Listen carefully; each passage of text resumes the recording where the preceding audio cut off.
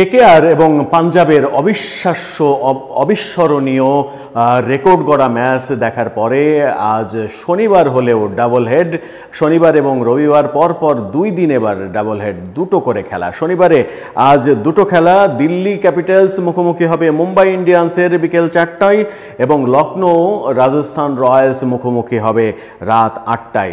দিল্লি মুম্বাই লখনৌ রাজস্থান এই 4 দল যখন মুখোমুখি হবে তখন পয়েন্ট টেবিলে কার কি অবস্থান একটু দেখে নিই। দিল্লি এবং মুম্বাইয়ের অবস্থান, মুম্বাই 8-এ রয়েছে, দিল্লি 6-এ রয়েছে।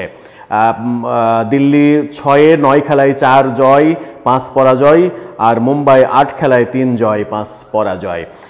এই হচ্ছে তাদের অবস্থা। অন্যদিকে লখনৌ এবং রাজস্থান রয়্যালসের লড়াই, রাজস্থান রয়্যালস পয়েন্ট টেবিলের সবার উপরে, 8 খেলায় 7 জয় 14 পয়েন্ট তাদের, আর লখনৌ পয়েন্ট টেবিলের 4 নম্বরে রয়েছে। গত ম্যাচে চেন্নাইকে হারিয়ে তারা চেন্নাইকে ওভারটেক করে উঠে এসেছে 4-এ। 8 খেলা থেকে 5 জয়। লখনৌ কিন্তু দারুণ ছন্দে রয়েছে। এই দারুণ ছন্দে থাকা লখনৌকে রাজস্থান মোকাবেলা করবে। লখনৌ পরপর 2 ম্যাচ চেন্নাইয়ের মতো শক্তিশালী দলকে হারিয়েছে নিজেদের মাটিতে এবং চেন্নাইয়ের মাটিতে। সেই দলকে রাজস্থান রয়্যালস কিভাবে মোকাবেলা করে সেটাই দেখার বিষয়।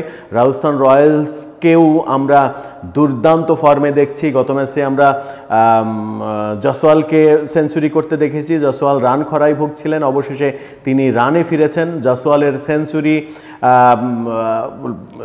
তাদের দলের অধিকাংশ ব্যাটসম্যানের যে ফর্মে থাকার ইঙ্গিত, সেটা কিন্তু তাদের দলকে আরও বেশি এগিয়ে দেবে। 2 সেঞ্চুরি করেছেন জশ বাটলার, জয়সওয়াল সেঞ্চুরি করেছেন, সঞ্জু স্যামসং ব্যাটসম্যানদের ভিতরে দারুণ অবস্থানে রয়েছেন।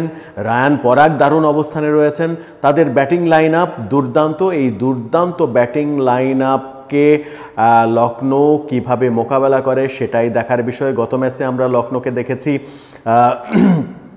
ওপেনিংয়ে কেএল রাহুল না নেমে ডিকক এবং স্টোইনিসকে দিয়ে তারা ওপেনিং করেছে এবং স্টোইনিসের দুর্দান্ত অপরাজিত সেঞ্চুরিতে তারা কিন্তু চেন্নাইকে হারিয়ে দিয়েছে। শেষ ওভারে মোস্তাফিজ করছিলেন, 17 রান দরকার ছিল, কিন্তু সেঞ্চুরি করা স্টোইনিসকে মোস্তাফিজ ঠেকিয়ে দিতে পারেনি।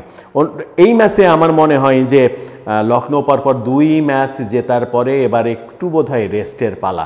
রাজস্থান রয়্যালস তারা সব দিক থেকেই দারুণ পারফরমেন্স করছে, যদিও লখনৌ দারুণ পারফরমেন্সের মধ্যে আছে।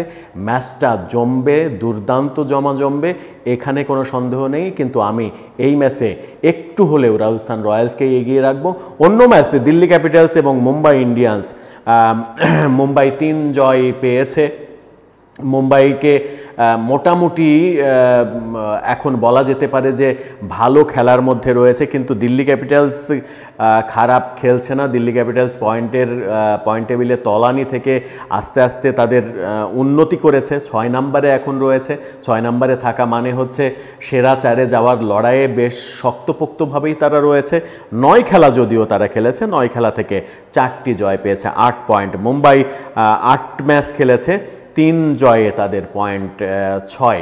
মুম্বাই এবং দিল্লি ক্যাপিটালসের এই ম্যাচে আমি রোহিত শর্মা, সূর্যা কুমার যাদবের মুম্বাইকেই একটু হলেও এগিয়ে রাখবো। যদিও গত ম্যাচে ঋষভ পান্ত অধিনায়ক, তিনি দুর্দান্ত পারফরমেন্স করেছেন। ঋষভ পান্তই একমাত্র অধিনায়ক যিনি এবারের আইপিএলে 2 ম্যাচে ম্যান অফ দ্য ম্যাচ হয়েছেন। আর কোনো অধিনায়ক সেটা হওয়ার সৌভাগ্য অর্জন করতে পারেনি। দেখা যাক, হার্দিক পান্ডিয়ার খারাপ সময় চলছে, হার্দিক পান্ডিয়া ঘুরে দাঁড়ান কিনা।